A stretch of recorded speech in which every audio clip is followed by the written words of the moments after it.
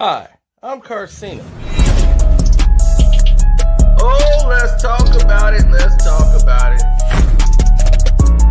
No one knows Carcino and none of these. There's so much going on in the world, and I'm just giving my 2 cents on it. Go in and do a raid at someone's house, but you don't have an arrest warrant for them.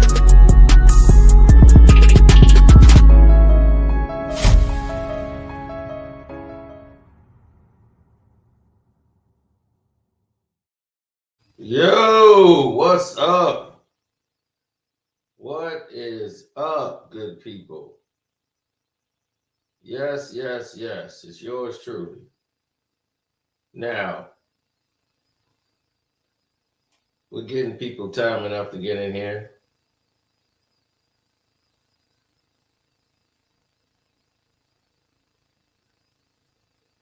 Yes, very much so. I appreciate you. Yes, hit the like button up. You already know. I shouldn't even have to tell you. You know what time it is.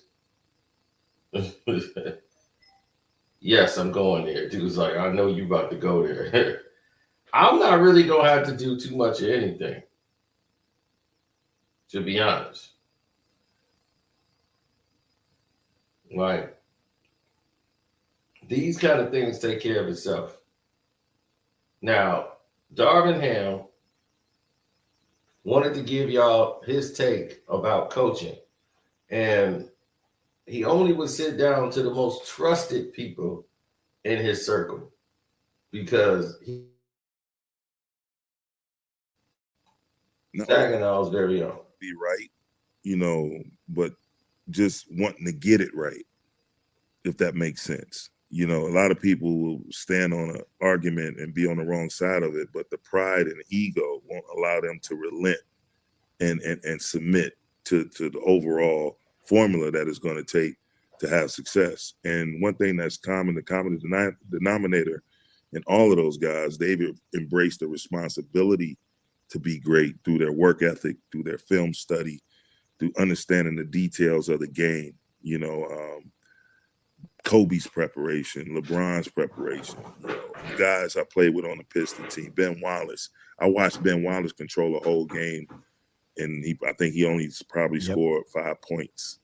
But, he had 22 rebounds. He'd have 7 assists. He'd have 8 blocks. He'd have 6 steals, 4 charges taken. Like, he just controlled the whole game without really, impacting the scoreboard, specifically. But he did impact the scoreboard by all of the extra possessions he got us.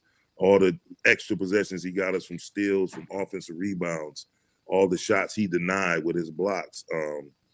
So just understanding the details and understanding that we're here to work together so we all can be great. And you see that there's a reason why certain guys individually were off the charts, but they never won. And, there's a lot of different factors that go into that. But your mentality as a great player, the ones I've been around and have been willing to share, is like being an individual great player comes with a lot of responsibility. Those great players that go on to put banners up, to have those rings, they understand that they need help. I.e. Michael Jordan, he'll tell you himself, he only got great. He was very good, but he got great when his team got great. And so him understanding, a lot of times everyone talks about that one clip with him and Steve Kerr, him telling Steve Kerr in the huddle, they're double teaming me, be ready, I'm coming to you. And he said, I got you. I got you. And so that right there, you have the greatest player on the planet, arguably the greatest player of all time, in some instances, not arguably. And no arguments over here, brother. Yeah, giving himself up to the team. I'm not saying, okay, I don't care. They can send one extra defender, 2 extra defenders. I'm going to make this shot. No, I'm going to use my teammates. I'm going to make the right play. I'm not going to make the play that's right for me. I'm going to make the right play that's right for we. And so to me, all of the great players I've been around that have, not only been great within themselves, but have been able to do great things for their organizations, for their teams. Again, put banners up, make history. They've always embraced the fact that they need good pieces around them, and they've respected those pieces. Speaking of great talent, you've been a great coach in the NBA yourself.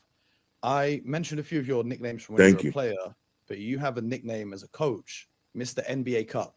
What is your secret to never losing in the NBA Cup? Because I have been dying to know. Well, gamble. If you're going to say the word gamble on what you know. I know basketball. And so in that regard, what I mean by that is I know the preparation it takes. I know what you got to have, the pieces you got to have to be successful in that regard. Not just hearsay or what the roster looks like or whatever. And by the way, I don't gamble. I may play a little blackjack here or there, but outside of that, just focusing on the job at hand. And it's been a delight, man. I think clean that up, man. One of the best things that the NBA has ever thought of, because it raises the competitive level of, what we do, what would be just a ho-hum yawning stretch of the season. You get into December and January, and Coach can attest to this. Those are what we call the dog days of the season. So you infuse that, opportunity to not only go, they putting banners up for that too and get that trophy, but a nice big fat check that comes along with it, then intrigues the players to go out there and compete their asses off, man. And I think it's good for the game. And you see some of those games when that court is different, the play is at a different level. And it's closest thing you can get to playoff basketball in the first third of the season, first third or 2/3 of the season. So I think it's been a great thing for our league. And I'm just blessed that, right time, right place, right team. I saw LeBron eyes lit up, just his eyes lit up just to be able to be the first at doing something of that magnitude. You can, from here on out, people say this year, this team won the cup, that team won the cup. I've been blessed to be a part of the teams that won the first two, but to be able to say you were the first to do something, because that cup is not going anywhere. It's going to be here for years to come. And so it's both a blessing and an honor to be able to be a part of it. The first banner race in the NBA Cup was in LA, so they can never yes, indeed. Take away from you. I wanted to ask you this, which is maybe a kind of tougher subject, but I wanted to get your thoughts, because you mentioned social media and players blocking out the noise. But as a coach, I wanted to know, how much of that noise do you hear? Because your time with the Lakers, you won the NBA Cup, you went to the Western Conference Finals as a 7 seed. For a lot of the coaches in the world, that's a hugely successful run, given the roster you had at hand, so on and so forth. But obviously, being in LA, they have different expectations to 28 of the other teams. Do you think that by the time your time in Los Angeles ended with the Lakers, you were somewhat of a scapegoat for that team? Because that's how some people view it from the outside. And I feel, just being online and being in the media, you got a lot of unfair criticism for perhaps the way the roster was constructed, some of the performances of the players, because a coach can only do so much at the end of the day. So how do you feel about the way that you departed from the Lakers? Well, now here we go. Get your tape decks ready. Get your tape decks ready. Get your tape decks ready. D Ham is finna answer this question. And oh yeah, this is what you've been waiting for. I've been around this business a long time, and I appreciate, first and foremost, it was the Los Angeles Lakers that gave me my first opportunity via Mike Brown to be an assistant coach in this league. At that time, I think Jimmy Buss was the governor of the team, and Dr. Buss was still alive at that point. But Jimmy was doing the day-to-day stuff. And Mitch Kupchak, and I got an opportunity to be there, coach 2 years with Kobe and those guys, Pau Gasol, Steve Nash, Metta World Peace, just great play, Dwight Howard, a bunch of great players, Steve Blake, just Derek, just a bunch of good guys when we first came initially into that. Coming off a lockout summer in 2011, just felt both blessed and honored. And then fast forward years later to have that same organization give me my first start as a head coach. I'm forever grateful and thankful for, the Buss family and, even Rob Pelinka, man, just choosing me to try to navigate through that tough stretch that they were going to. That said, like again, I'm in the facts, man, not feelings. And my time there, we did a lot of cleaning up. The roster was imbalanced. It was a lot that was going on with between our star players, and just trying to weed through that, figure all that out. And we got to a place where we were able to make a deal, that really spearheaded our run to the Western Conference Finals that year. And I thank all of those guys for playing hard, putting it on the line for me. Again, that's the brightest light on stage in all the sports, let alone just the NBA. And so I thought I navigated it well. I had a principle where I never shitted on my players. I always try to protect my players and the media. Probably wasn't the case in our film sessions, but in the international media, I always try to keep it solid and stay on message, being competitive, being together, being accountable to one another. And it translated. When I got hired, they were 33 and 49, and I ended up, we ended up getting 10 plus wins from the previous season, and ended the season 43 and 39. Went from being 13th, 14th in the West that year to finally getting a play-in spot and securing a spot by beating a young, up-and-coming, hungry Minnesota team, Anthony Edwards and company.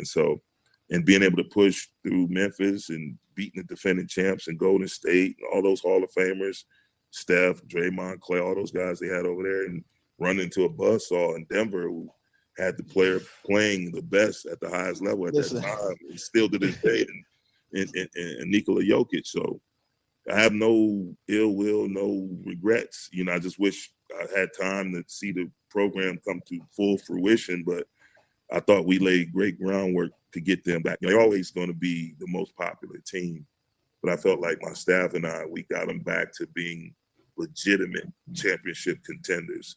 And that's all you can ask for as a coach. And my granny used to say something like, whatever you do in life, whatever job you take on, just make sure you leave the place better than you found it. So, Darvin Ham is letting it be known right here, straight up.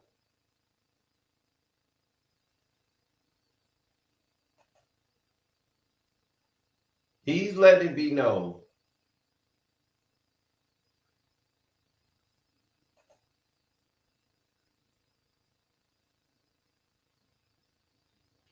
now.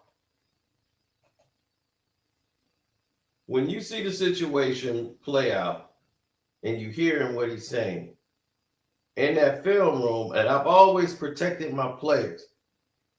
Like he did it with class, he jumped on the sword. Now, I could call D Ham and probably get an interview. You know what I'm saying? But that wouldn't be good for D Ham. That'd be good for me, but that wouldn't be good for D Ham. Not that D Ham would say something, on the record. It wouldn't be a good look for him because of his connections in the NBA and myself and how critical I am of LeBron and the whole organization. So for me to be the one to say those things and put that out in the world, it'll look a lot different. So I wouldn't even want to interview D Ham. You know what I'm saying? Because of those factors, I wouldn't want anything I'm doing to blow back on him.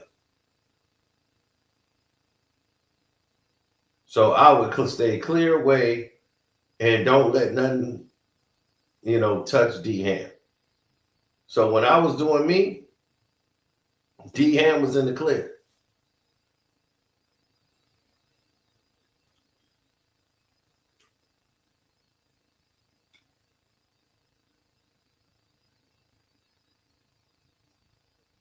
Wouldn't be good for Saginaw. No, it's the thing is, it's just that wouldn't be good for D Ham. You know what I'm saying? If I'm sitting there, I'm not doing him any favors by doing that. That's just that would be me being selfish if I was to go that route.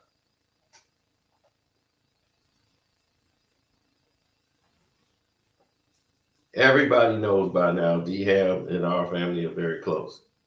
So for that situation, no, definitely wouldn't do that and put him in a situation like that. If you want your guy to win, you know what I'm saying, you don't do anything to try to take from him, you know, to try to boost yourself up, but it could be damaging to him. That would just be selfish on your part.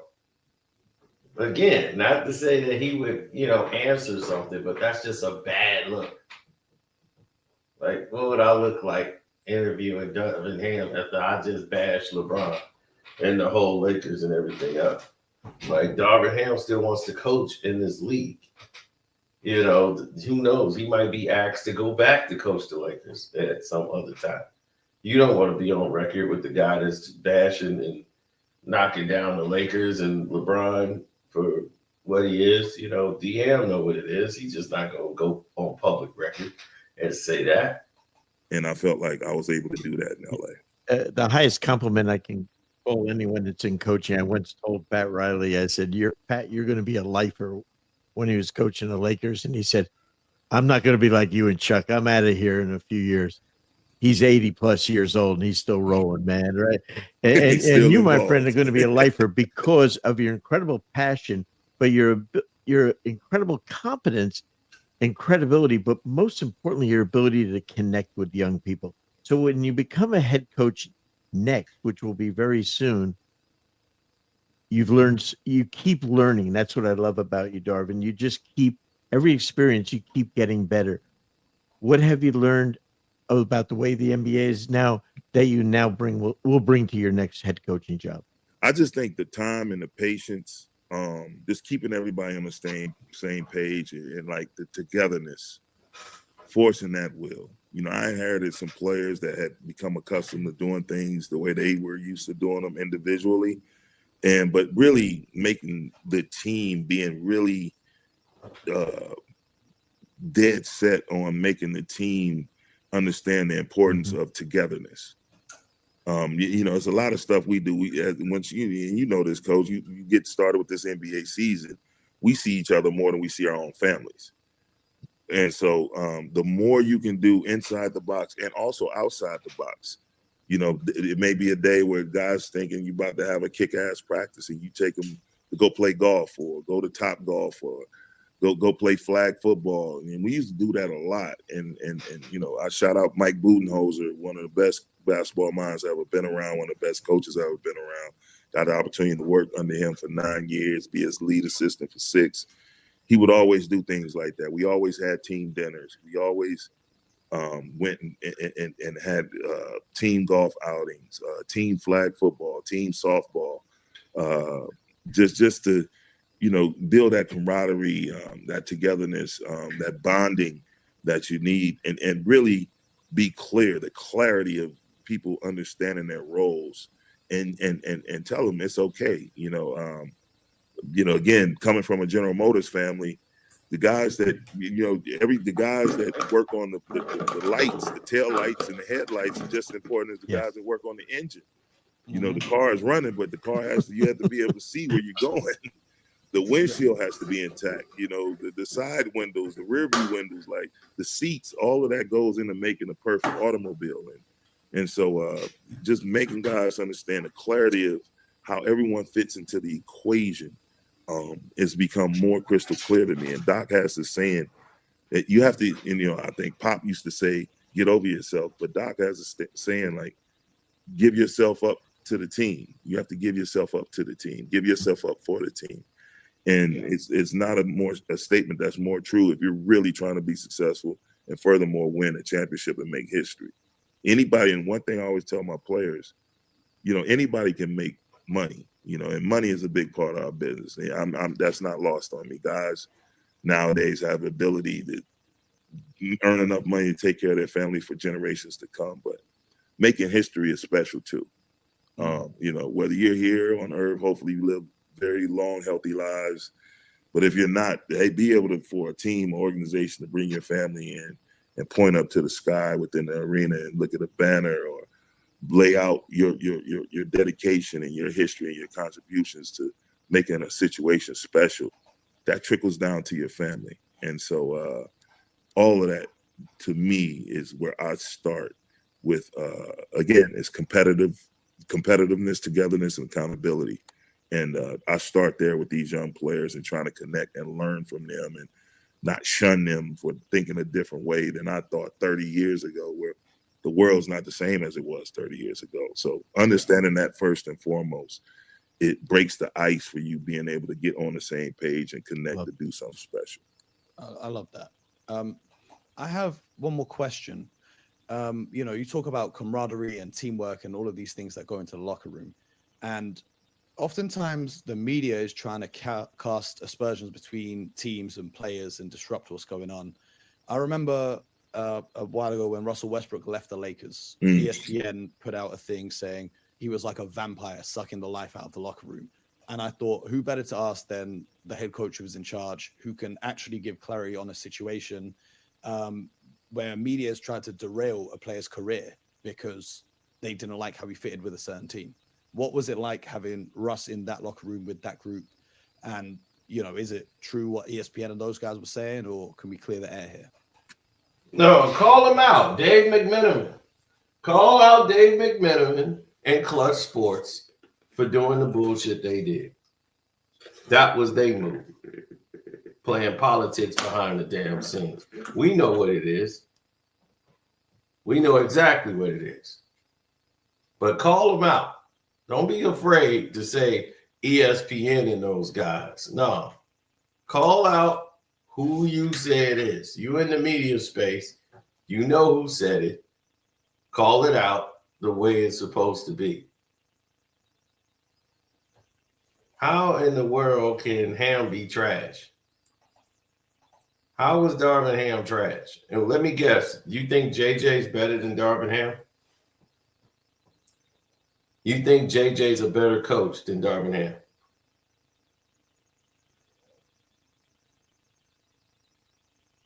Really? They gave JJ Redick an all-star coaching staff with Scotty Brooks and Nate McMillan. Both of those coaches could be the head coach of the Lakers. They basically are the head coach of the Los Angeles Lakers. And they credit JJ Redick and put him in charge.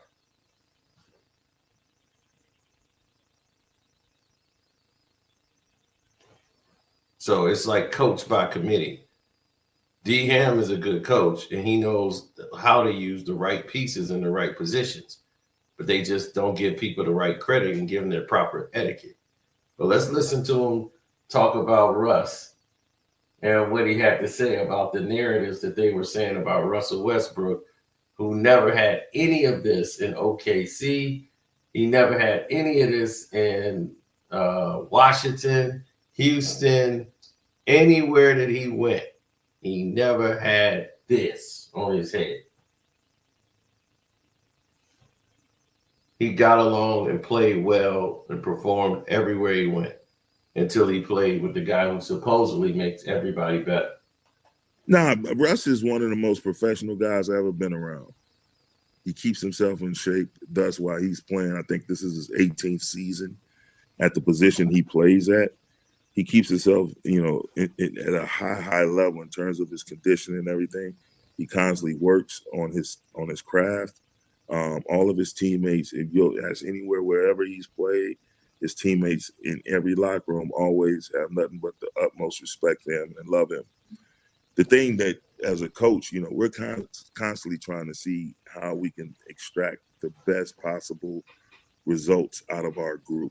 And a lot of times, as a coach, once you walk out of that locker room, you don't have control over how those individual players within that locker room mesh. And the day we live in now, everyone is not so much we used to say they're just trying to sell newspapers. Well, now everybody's trying to get clicks and views. Mm-hmm. And unfortunately, they don't have to wait till the next morning to see what was said. They can get right on their phone, their device, and send out whatever, be it credible or not. And so, again, as we mentioned earlier in this interview, that's a difficult thing to manage, the whole social media aspect. So someone can just pull something, out of the air and throw it out there to the world, and it gains steam because everyone sees it. They don't know if it's true, where it's coming from. One of the most heinous, evil terms in our business now is sources. Inside sources say. Like, how do you? There's no that. Those. If it starts, if what's being reported starts with that, it should be flushed down the toilet immediately, because those inside sources say articles or posts or X feeds or Instagram feeds. That's the most demeaning and divisive element to our business, and especially as a coach. And you got guys that, that the hand-to-hand combat, as I like to say, can come and talk to you face to face. That element is kind of gone. I've had players that I ask you, okay, man, my door's always open. You talk to me. No, I'm good, coach. I'm good, coach. And then on my way home from the gym, I get 6-paragraph text message from that same player. And so they're programmed, they're wired different. But in terms of Russ, man, it was a difficult situation. Because to get a player like that, you pretty much have to gut your team. And that's essentially what happened. In order to get Russ on the Lakers, they had to part ways with Alex Caruso. They had to part ways with Kentavious Caldwell-Pope, Kyle Kuzma, a lot of other players they weren't able to get because the money wasn't there, because now you have 3 essentially supermax players on your roster. And, and then now you got to go after lower level players who, God bless, they're capable players, but to be elite, to win a championship in our league, you have to be elite and have an elite group. And a lot of times the financial constrictions won't allow you to do so. So, and in the game, the different skill sets have to match up. And so, I was the one, I raised my hand that decided that he should come off the bench, and just to balance out our team. And because I know the defensive schemes of things, when Bron requires the basketball, Anthony Davis required the basketball, Russell Westbrook being on the court, you got 3 guys now who are dominant on-ball players. And so I knew in order for our team to have any type of balance, to have any type of success, we were going to have to balance out our approach. And so him coming off the bench, and, for us, it worked out. People went from, it was unfortunate, man, classless, just people booing him and trying to blame him. But as he began to make his impact off the bench, people started cheering for him, cheering when he came in the game. And I can't tell you the amount of times he came in and changed the whole energy from negative to positive of what was happening within an individual game. So, I have no ill will with Russ. I wish him nothing but the best. I spent time with him once I got that job. He was at my press conference. And, I love him, what he stands for, great family. And hopefully one day we'll be able to sit down again and just really chop it up, man to man. But, he's in Sacramento now. My son is there. He treats my son with the utmost respect. They have a great crew over there, Scott Perry, DJ Armstrong, Doug, all those guys, Bobby Jackson. They have Coach Mike Woodson, and, Dennis Schroeder is over there, another guy who I got a deep history with. I love their crew over there and what they're trying to do in terms of turning that thing around. But Russ, again, one of the classiest guys, first ballot Hall of Famers. One guy that's done things in our league that probably won't be duplicated for a long, long, long time. And right there, he clears up the narrative that LeBron James and the sports media world of Clutch was trying to do. Because D Ham is not going to throw his team under the bus.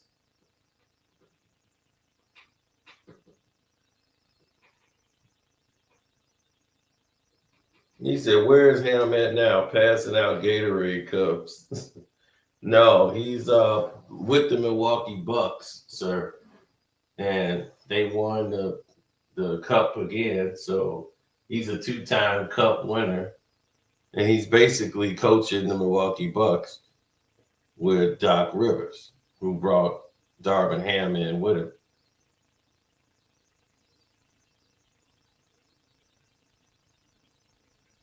Now, when Doc retires, he's going to be retired from coaching, period.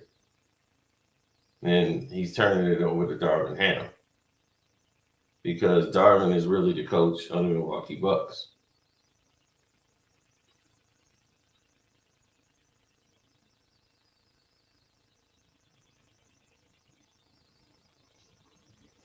Well, it's like the old saying goes, you get what you put in.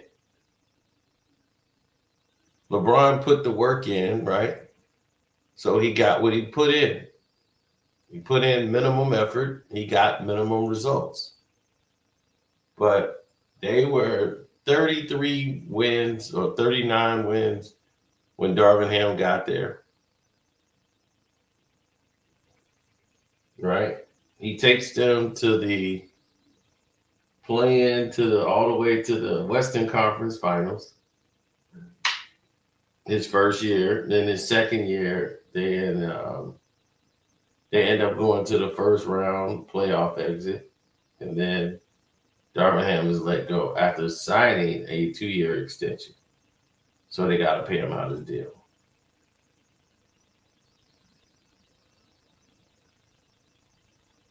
It's a lot of problems in society right now. It's a lot of problems out here, period. But mainly, the main problem that I see is people's ability to be able to work together.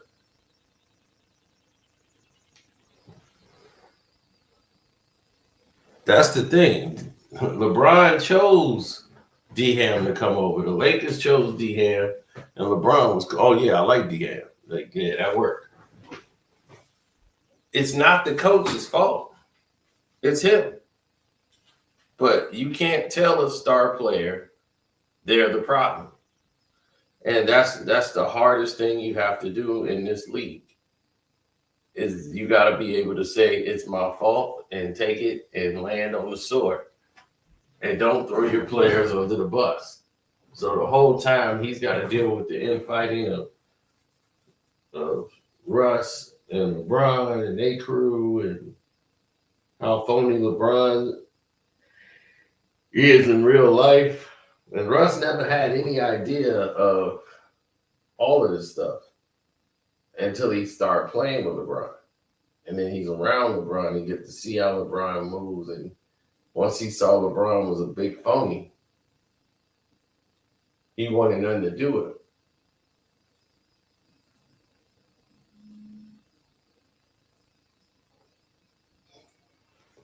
So just let that sink in for a minute.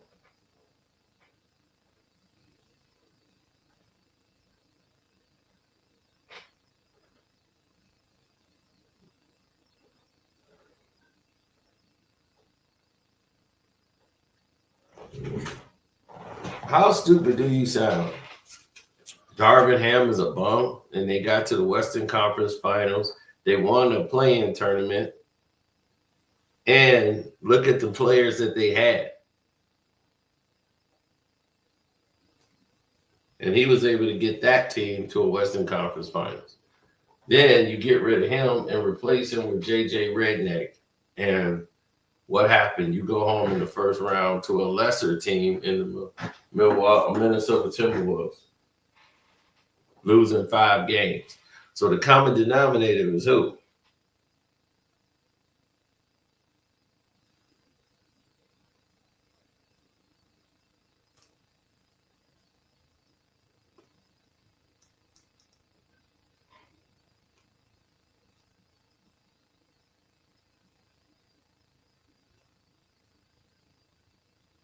Mm-hmm.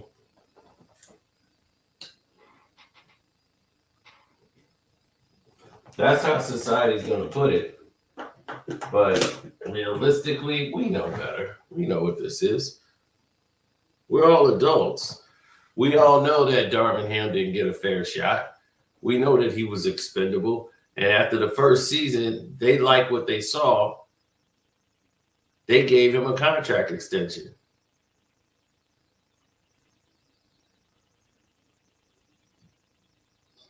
Then after the last season with the Lakers, LeBron wanted him gone. And no matter if they like LeBron, we just signed him to an extension. I don't care. I want him out. Either him or me. So you don't want to lose LeBron.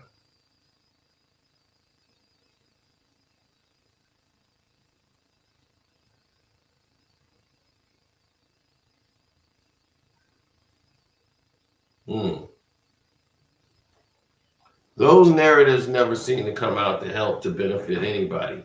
I'm just proud that Darvin Ham did what he, essentially did. It's just saying, hey, this wasn't my first stint with the Los Angeles Lakers. I was with the Lakers before with Kobe Bryant.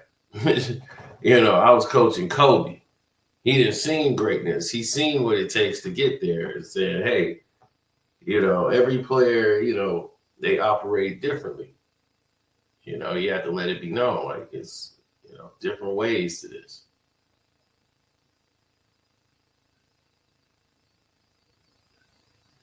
And he remembered when he won the championship with the Pistons. You had Chauncey, Rip, Tayshaun, Rasheed, Ben Wallace, and off the bench, you had Lindsey Hunter, Mike James, Corliss Williamson, Darvin Ham, Mehmet Okur, Eldon Campbell. We could throw different lineups at you for whatever. Darko.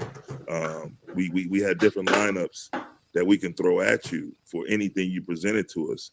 And so I think wholeheartedly we would have fared well. We would definitely have a couple of championships in this era, because one thing about it, we were passionate about the defensive side of things.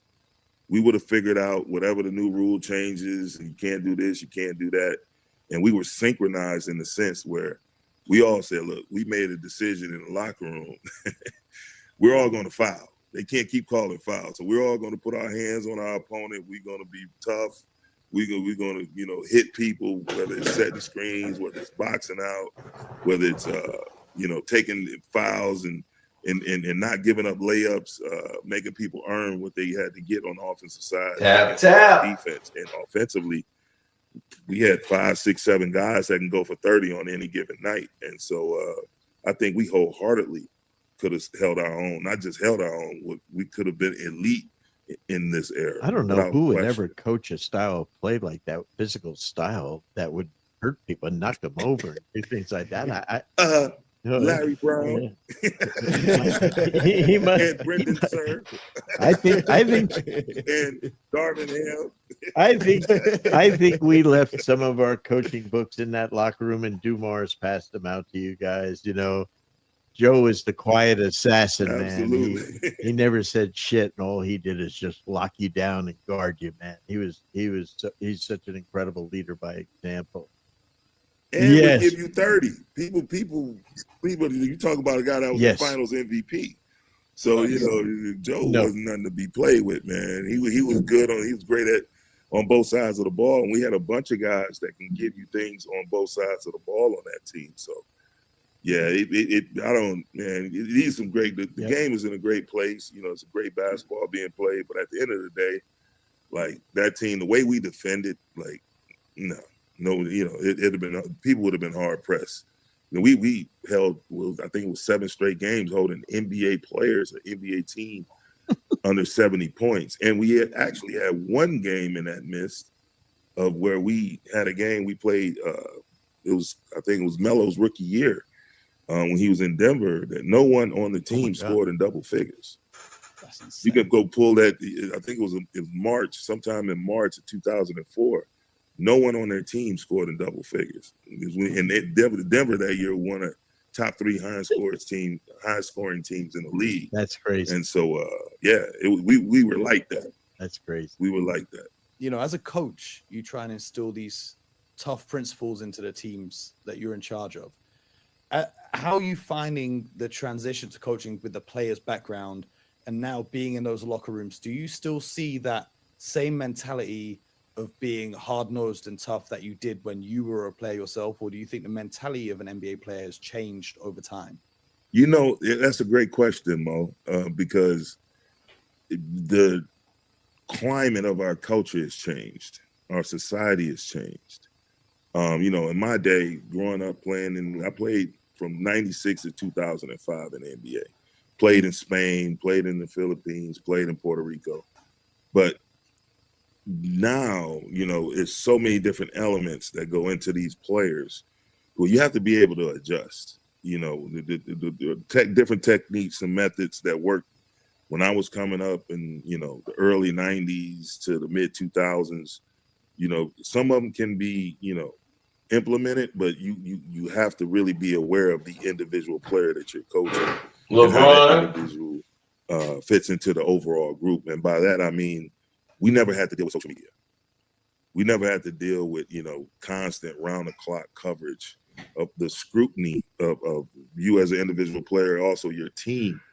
And, then you put that with the type of money that's being paid out, the money that's involved now, the financial structure of the league, that's what it's grown to. And so my sons, they really helped me be a better coach by, me trying to understand by raising them that their era of life, let alone their era of basketball. So I think just being a good listener, getting straight to the point, simplifying things, making it about we and not me, us and not I, making them understand that they're a part of a group and it's not tennis or golf or boxing. You got different guys that that you're gonna be held accountable of contributing to, and not just to your own stat line.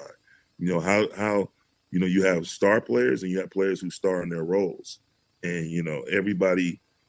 If you're going out there, you're diving on the floor, you're taking charges, and maybe your numbers doesn't look that great, it's going to be someone on the internet, authorized or not, with these phones now, everyone is a journalist. And so how can you handle someone saying you suck? You guys won the game, you contributed. You may have not scored 20 points or 10 for that matter. You may not have gotten 20 assists or 10 assists or 20 rebounds, 10 rebounds, whatever, what have you. But the impact that you made pushed the needle for you guys to be successful. Can you live with that and not, the individual adulation that comes in a lot of these instances with the star player? A lot of the role guys who are key guys on your team, they gets overlooked. I'm looking at the Celtics logo on your shirt. Peyton Pritchard is not going to get the same adulation as a Jason Tatum or a Jaylen Brown, but he's comfortable with his role. He's a star in his role. I can make an argument that certain segments of that championship run they had, they don't get there without Peyton's contributions. Takes everyone on, or Al Horford for that matter. The role players that are contributing, the Derek Whites, the unheralded guys who don't come in and just consistent at doing their job. You have people out there that just think everyone's supposed to score 30. Everyone's supposed to just be a star, when in actuality, the smallest contributions make the biggest impact. So just getting our players, today's player, to understand that. And you see that in the two teams that were just in the finals this past year, Oklahoma City, Indiana. They had role players all over the place. They were actual authentic teams. And that's why they found themselves in that position to be successful. Darvin, you're now.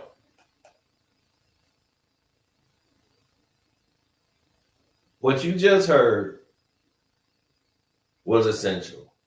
He was basically saying how he has to babysit LeBron James. And it's the truth. He's basically a glorified babysitter. What's up, nephew? JJ rotates too much. JJ loves to run split actions and all of these plays, but he don't really understand what the hell he's actually doing. And he has to check with Nate McMillan, who teaches mostly defense first.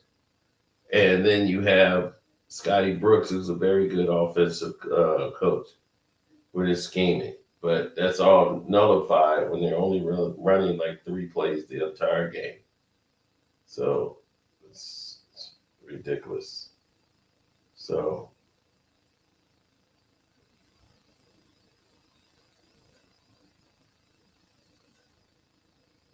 what is this? Okay. Well, anyway, like I said, I was going to keep it short and sweet and let y'all listen to really D Ham and let him take over. Man, that guy's just talking. He's a LeBron fan. He was just telling you, dealing with people with these egos and breaking down people like LeBron and how everybody's got to play a role. You know, you might have put up 30 in college. Tayshaun Prince, remember him? Man, he's one of the best players in college. Putting up like 20s and everything. Tayshaun used to shoot threes in college, everything. He came to the pros. They were like, look, we need defense. We know you could score. And then it happened, right? So just let that sink in, man. That's the reality of where you're at right now. So don't forget to hit that like button out. Join the Patreon, which is Carcino for Life. We actually tell you guys how the banks are making money off of you. We also break down ways you can get money right now online. I actually provided it for you, so you have no excuse not to be a VIP member of my Patreon. All right? We out. Deuces.